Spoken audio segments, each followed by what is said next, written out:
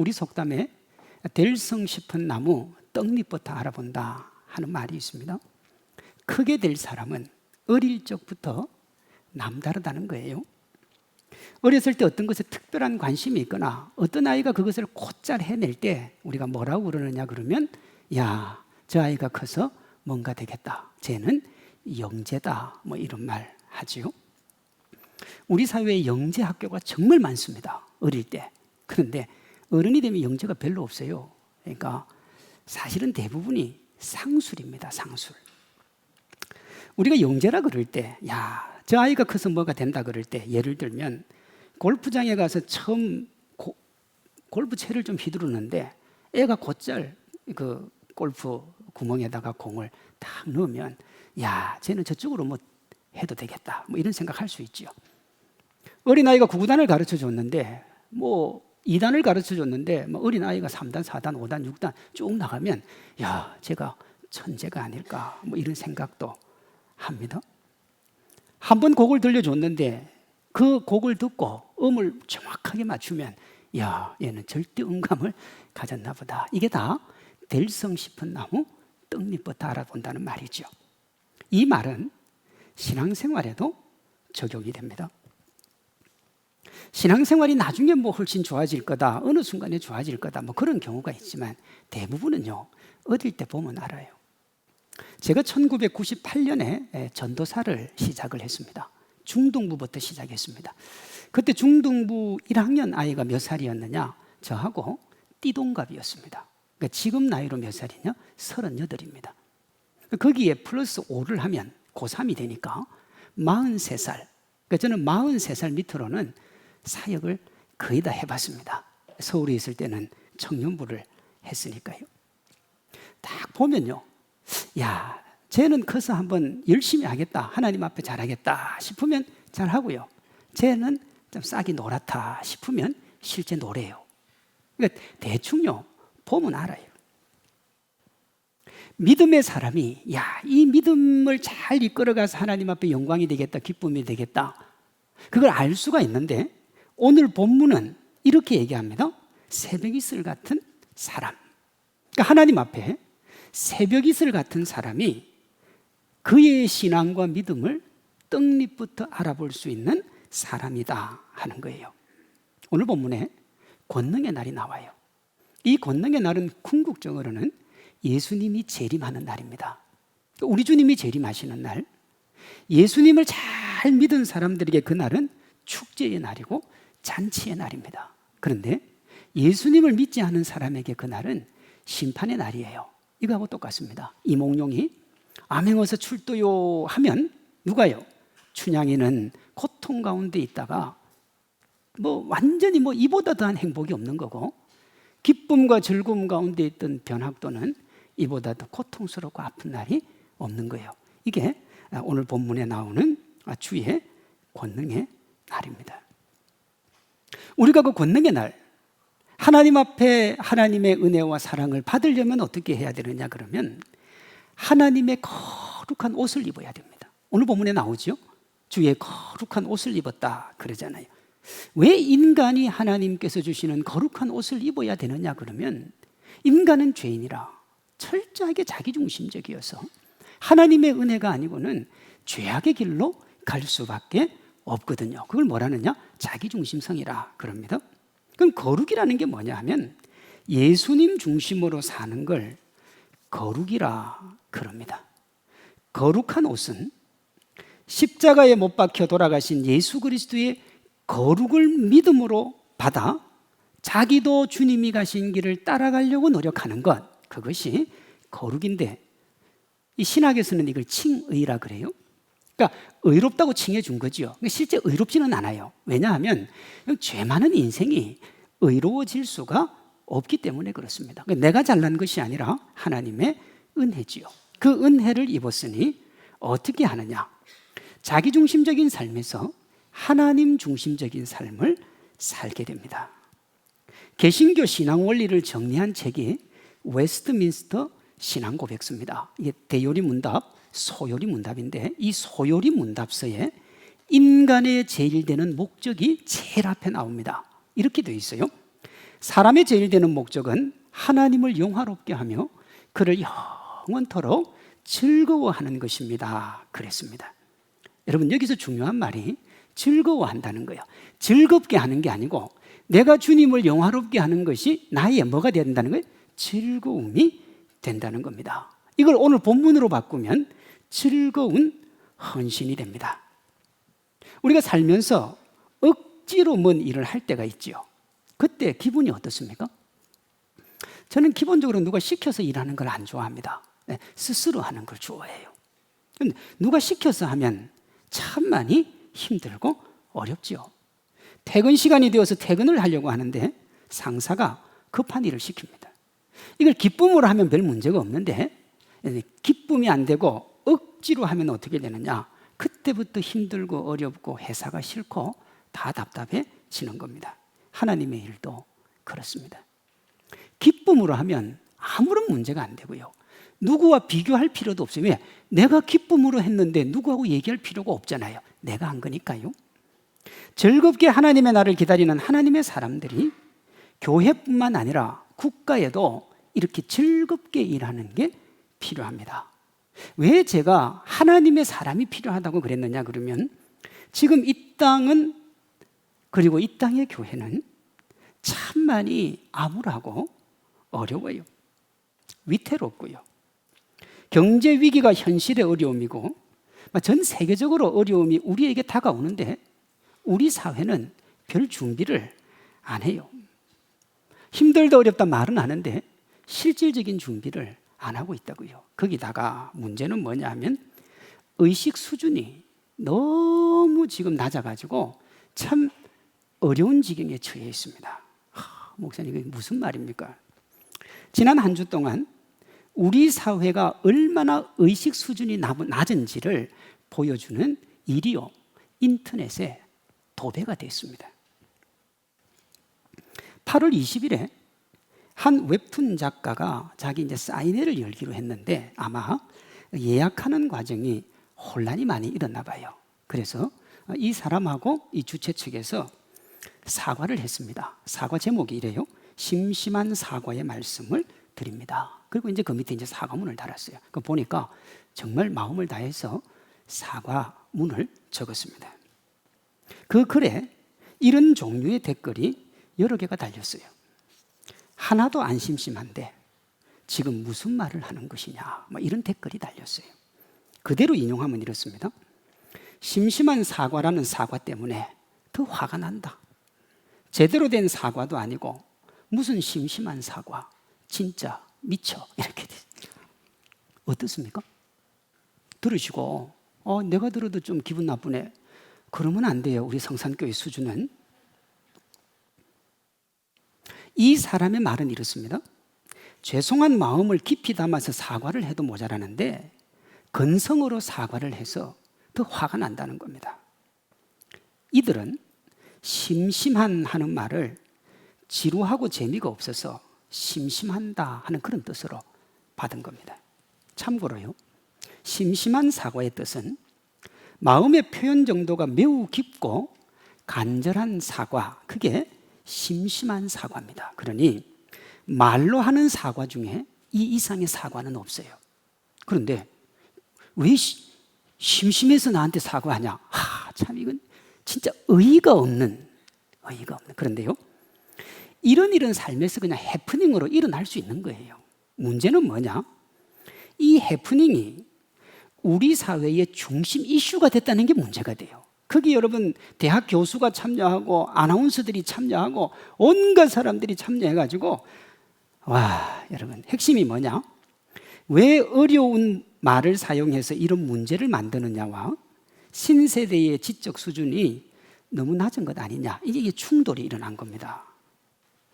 제가 정말로 우려하고 답답한 것은 여러분 이게 갑론을박의 조건이 됩니까? 전 세계에서요 가장 대학을 많이 나온 사람들이 있는 나라 대한민국입니다. 우린 대학을 다 나왔어요. 심심한의 한자 뜻을 몰라도 문맥을 보면 지루하고 재미없다, 즉 심심해서 하는 사과가 아니라는 걸 알 수 있어요. 여러분 우리가 초중고 국어 공부를 열심히 하지 않습니까? 국영수를 제일 열심히 하니까. 그러면 국영수를 통해서 우리가 배우는 게 뭔 줄 압니까? 문맥을 이해하는 겁니다. 문장을 배우는 게 아니고요. 전후 문맥 속에서 내가 이걸 어떻게 해석을 하느냐. 그래서 국어 공부에서 제일 중요한 건 주제 파악입니다. 그래서 우리가 주제 파악하라 그러잖아요. 주제를 파악하는 거예요. 그러니 어휘가 문제가 아닙니다. 그럼 이 문제의 핵심이 뭐냐? 태도지요, 태도. 이 기본적으로 태도에 문제가 있는 겁니다. 우리 사회에서 어떤 분야의 박사라고 하면 그 분야에 대해서 가장 많이 아는 사람이라고 일반 사람들은 생각을 하는데요. 진짜 박사들한테 한번 물어보면 이렇게 대답을 해요. 박사는 이제 그 분야를 스스로 연구할 수 있는 자격을 갖춘 사람이 박사입니다. 학생은 도움을 받아야 되는데 이제는 내가 책을 찾아보고 내가 연구해서 내 분야에 대해서 더 공부할 수 스스로 있는 사람, 그게 박사예요. 그래서요, 배우면 배울수록 깨닫는 게 뭐냐 하면 정말 모르는 것이 많다는 겁니다. 지난주 중에 저희 성도가 제 방에서 상담을 하고 난 다음에 나가면서 그래요. 목사님, 한 8개월 전보다 책이 더 많아졌네요. 그러니까 그게 많아졌다는 건 한두 권 많아졌다는 소리가 아니에요. 왜냐하면 책꽂이에 책이 많이 쌓이니까요. 책을 많이 사니까 책이 많아지지요. 어떤 통계조사를 보니까요, 우리나라 사람이 대학을 졸업하고 60이 될 때까지 보는 인문학 책이 1인당 평균 한 15권 정도 된다 그래요. 와, 목사님 진짜 많네요. 쉽지요. 1인당 평균 15권요. 그러면 대학을 졸업하는 것이 25, 27 이렇게 되니까 30이라고 봐도 30에서 60이면 30년입니다. 그러면 15권 정도 되면 1년에 몇 권 읽는 겁니까? 한 권도 안 읽어요. 2년에 한 권 보는 겁니다. 여러분, 2년에 인문학 책 한 권 보고 내가 지성인이라고 얘기하면 그건 좀 부끄럽지 않겠습니까? 배워야 내가 부족하다는 걸 알아요. 안 배우면 어떻게 되느냐? 언제나 내가 잘났어요. 또 얼마나 대단하냐? 여러분, 대학 때 고작 4년 배운 걸 가지고 평생을 자부심으로 살아가잖아요. 그게 뭘 만들었냐? 심심한 사과 논쟁을 만들지 않았나 하는 게 제 생각이에요. 저는 이걸수록 고개를 숙입니다. 모르면 배워야 되고 틀렸으면 부끄러워해야 되는데 부끄러움이 없어요. 그냥 위기를 어떤 방식으로든지 모면만 하면 돼요. 그리고 도리어 상대방에게 화를 내요. 지금 이것이 우리 사회의 현 주소입니다. 왜 이렇게 된 줄 압니까? 충동적이고 감성적인 신세대의 성향적인 문제도 있지만 결국은 어른들이 문제예요. 정치인들의 모습 한번 예를 들겠습니다. 지난주에 핫했기 때문에. 국가를 이끌어간다는 분들의 수준이 진짜 동네 아이들보다 못해요. 제 말이 심하지 않아요. 한번 집에 가서 뉴스를 한번 검색해 보세요. 여당은 자중질환으로 풍비박산이 됐고요. 야당은 한 사람을 위한 사조직으로 변해가요. 둘 다 누구를 위해 세워진 사람들이냐면 국민을 위해 세워졌는데 국민을 위해서 일하지 않습니다. 자신들 권력 챙기기에 너무 바빠요. 그러면서 뭐라고 하느냐 그러면 자신을 국민이 뽑아준 대표라 그래요. 여러분, 제가 국민인데요. 저는 국민이 뽑아줬다는 말 안 했으면 좋겠어요. 왜냐? 그런 사람을 지도자로 뽑은 제 자신이 너무 한심스러워졌어요. 국민이 없어요, 여러분. 오죽하면 이들을 지칭하는 말이 내로남불입니까? 이렇게 말하는 제 자신도 사실은 부끄럽습니다. 심심한 사과 논쟁이 철저하게 자기중심적인 모습과 별반 다르지가 않잖아요. 이것이 우리의 자화상이고 슬픈 미래인데 여러분, 우리의 아이들이 TV를 통해서 언론을 통해서 이 모습만 계속 보고 자라보세요. 쟤들이 어떻게 되겠습니까? 그저 괜찮은 대학 좀 나와서 돈 좀 벌어가지고 잘못을 해도 거짓말 좀 치고 좋은 변호사 사가지고 뛰어넘으면 그만인 거예요. 상식적으로 아무리 죄를 지어도 그 사람이 감옥에 안 가는데요, 벌을 안 받는데 우리 아이들이 뭘 보고 배우겠습니까? 그런데요, 이게 우리 사회의 실상입니다. 어떤 조치가 필요합니다, 여러분. 그렇지 않으면 우리의 자녀들, 주일학교 학생들도 그런 시대를 살아갈 수밖에 없고 결국은 그런 사람들이 되게 되어 있습니다. 어떻게 해야 됩니까? 세상은 소망 없어요. 정말 없습니다. 갈수록 악해지는 걸요. 소망이신 주님 바라보고 그 주님이 주시는 힘과 은혜와 능력으로 이 세상으로 나아가는 새벽 이슬 같은 하나님의 사람들만이 이 세상을 바꿀 수가 있는 겁니다. 그저 우리가 교회 와가지고 저들이 희망입니다, 소망입니다 말만 할 게 아니라 정말 저들을 다니엘처럼 사무엘처럼 하나님의 사람으로 키워내야 이 사회가 소망이 있고 희망이 있습니다, 여러분. 오늘 주님은 오늘 본문에서 이렇게 말합니다. 주의 권능의 날에 주의 백성이 거룩한 옷을 입고 즐거이 헌신하니 새벽 이슬 같은 주의 청년들이 주께로 나아오는도다. 권능의 날 거룩한 옷을 입고 즐겁게 헌신하는 새벽 이슬 같은 하나님의 사람들, 누구 눈치 보지 아니하고 자기의 유익과 욕망을 챙기지도 아니하고 하나님을 바라보는 하나님의 사람이요. 이 시를 다윗이 적었습니다. 다윗이 왕이었잖아요. 하나님의 사람이었잖아요. 지혜도 있었고 명철도 있었고 정말 똑똑했던 사람이에요.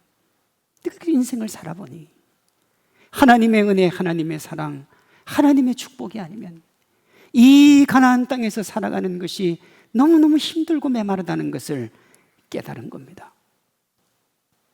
어떻게 내가 이것을 표현할까? 다윗이 고민을 해보니까 헐몬산의 이슬이 이 가나안 땅에 내리는 것처럼 하나님의 백성의 삶이 그렇더라 이거예요. 시편 133편 3절입니다. 헐몬의 이슬이 시온의 산들에 내림 같도다. 이건 여러분 기후와 지형을 좀 알면 금방 이해가 돼요. 헐몬산은 가나안 지역 가장 북쪽에 있는 산으로 높이가 한 2800m, 산 정상은 언제나 만년설로 덮여 있고요, 여기는 1년에 비가 1700에서 1900mm가 내리는 곳이, 여기에서 강이 발원이 되어가지고 상요단강에서 갈릴리 호수로 물이 들어와서 물이 차이고요, 이 갈릴리 호수의 물이 사해바다로 흘러가면서 만드는 강이 뭐냐면 요단강입니다. 그게 요단강이에요.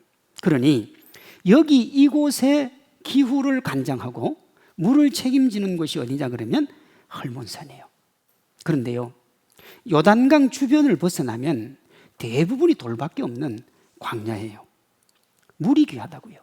그래서 여러분들 구약이나 신약에 보면 물 이야기를 많이 하잖아요. 왜요? 물이 너무 귀하니까요. 야곱은 파는 곳마다 물이 나왔으니까 정말 은혜와 축복의 사람인 거지. 이 메마른 땅이 생명을 유지하는 힘의 근원이 뭐냐? 헐몬산의 이슬입니다. 이슬은 낮에 기체 상태의 수증기를 가진 높은 온도의 공기가 밤에 기온이 내려가면서 더 이상 이 기체 상태로 있지 못하고 액체가 돼서 떨어지는 것, 그걸 이슬이라 그러더라고요. 이것을 헐몬산의 이슬에 대입하면 낮에 헐몬산의 만년설과 가나안의 뜨거운 공기가 만나서 이 구름이 수증기를 많이 머금고 있다가 새벽녘에 이 가나안 땅 전 지역에 이슬을 내리게 하는 거죠. 이렇게 해서 매일매일 내리는 그 이슬이 가나안 땅을 살리는 생명의 역할을 하는 겁니다. 이슬이 별것 아니죠. 그게 뭐 있으나 없으나 우리 사회에서는, 또 우리나라 기후에서는 그렇지만 여기 이곳에서는 이슬 없으면 다 죽는 거예요. 아무것도 못하는 거죠. 무시하지만 그 힘이 절대적인 거예요. 다윗이 새벽 이슬을 통해 말하는 청년, 우리가 아는 19세에서 34세 나이의 청년이 아닙니다. 다윗이 말하는 청년은 어떤 청년이냐 그러면 3절 전반부에 거룩한 옷을 입고 즐겁게 헌신하는 하나님의 백성, 하나님의 뜻을 따라 살아가는 하나님의 사람들, 그들이 누구냐 그러면 새벽 이슬 같은 하나님의 사람이에요. 그런 사람들이 많아질 때 우리 사회에 소망이 있고 희망이 있습니다. 우리가 공교육을 좀 바꾸고 공교육 수능 제도를 좀 바꾸고 학교에서 가르치는 것 바꾸면 우리 사회가 좋아질 것이다. 여러분 절대로 그렇지 않습니다. 유럽의 소위 좀 사회 지도층에 있는 사람들 중에 기독교인들은요, 자기 자녀에게 그걸 정치나 이런 걸 하지 말라고 그런대요. 왜냐하면 그런 데 들어가면 모든 것을 다 잃기 때문에 주어진 삶을 성실하게 살아 사회를 건강한 기독교 정신으로 이끌어가는 것이 사회를 바꾸는 길이다. 그렇게 가르친다고요. 청년은 나이와 무관합니다. 청년은 어떤 생각과 어떤 비전을 가지고 있느냐에 따라서 결정이 되는 거예요.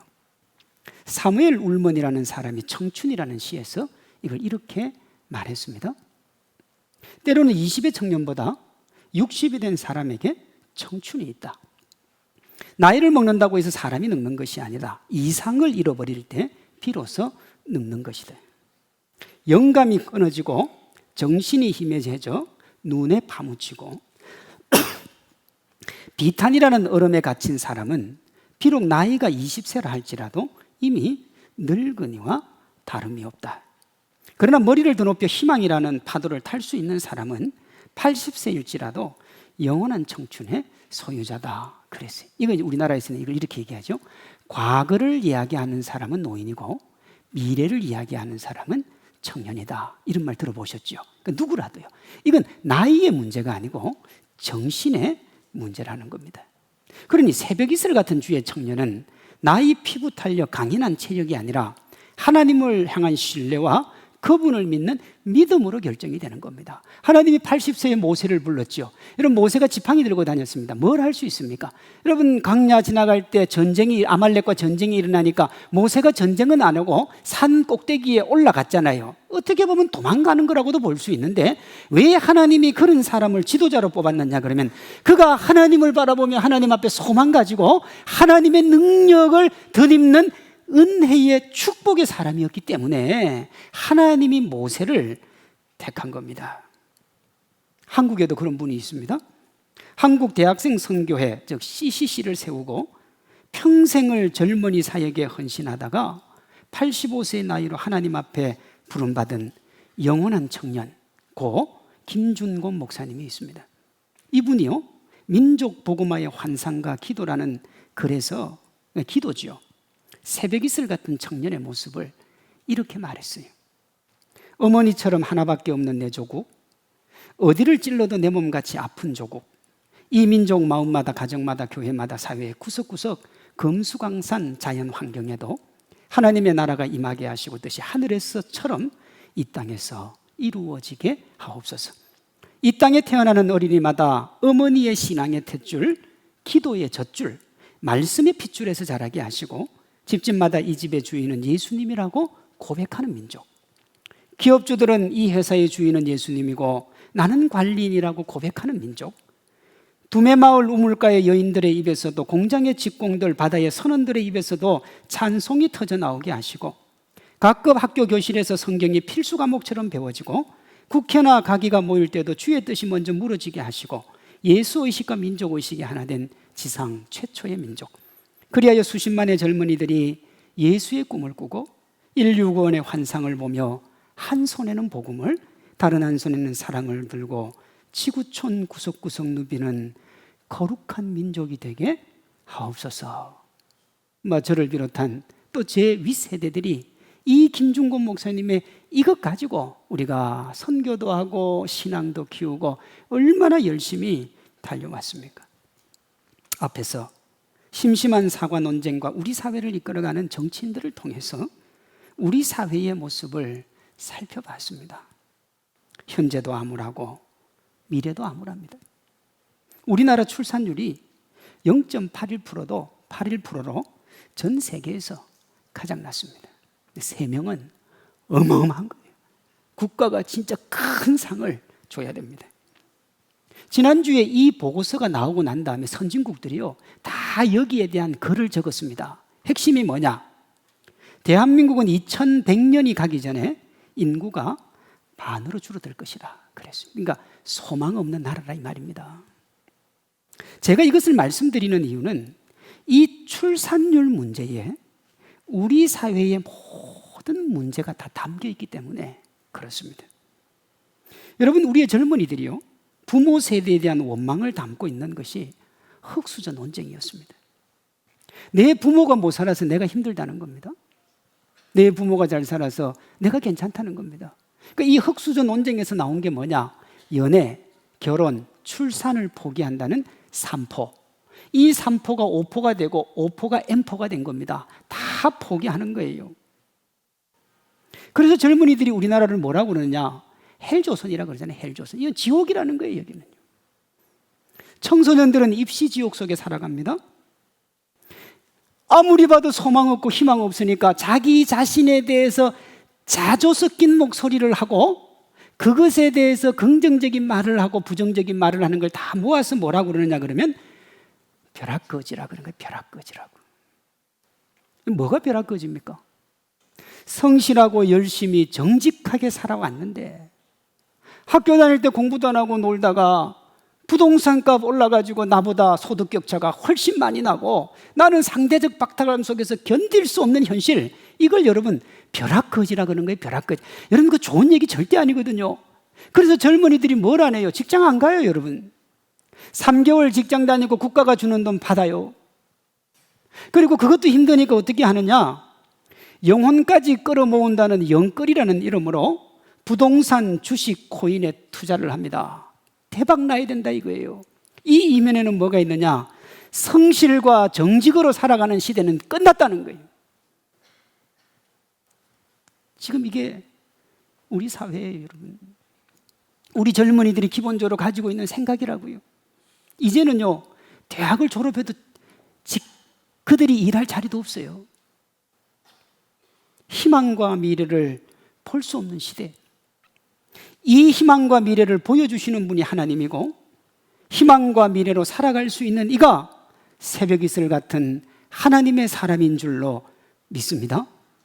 예수님을 믿는 우리와 우리의 자녀들이 메마른 땅을 적셔 희망의 토대를 만드는 새벽이슬이 되면 아무것도 보이지 않는 이슬이 보슬비가 되고 그것이 가랑비가 되고 결국에는 그게 소낙비가 되어 이 땅을 적시고 새롭게 할 줄로 믿습니다.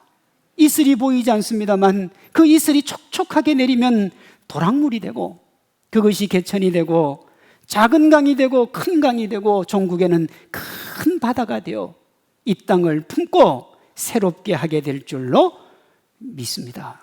앞에서 예를 든 고 김중곤 목사님은 그걸 꿈꾼 겁니다, 여러분. 그 나라를 소망했고 그걸 희망한 겁니다. 하나님은 우리 각자와 우리 교회 그리고 우리 주일학교 자녀들이 이 꿈을 꾸기를 원하고 그 주인공이 되기를 원하시는 거예요.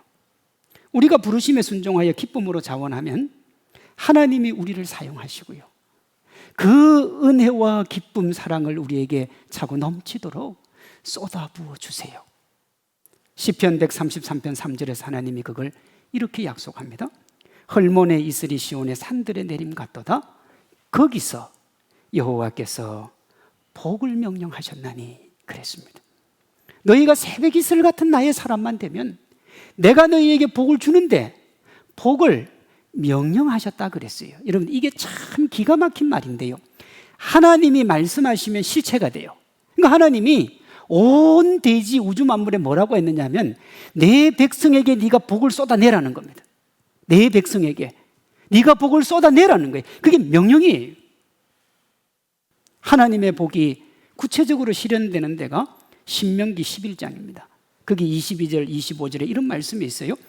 너희가 만일 내가 너희에게 명하는 이 모든 명령을 잘 지켜 행하여 너희의 하나님 여호와를 사랑하고 그의 모든 도를 행하여 그에게 의지하면 너희의 발바닥으로 밟는 것을 다 너희의 소유가 되리니 너희를 능히 당할 사람이 없으리라 그랬어요.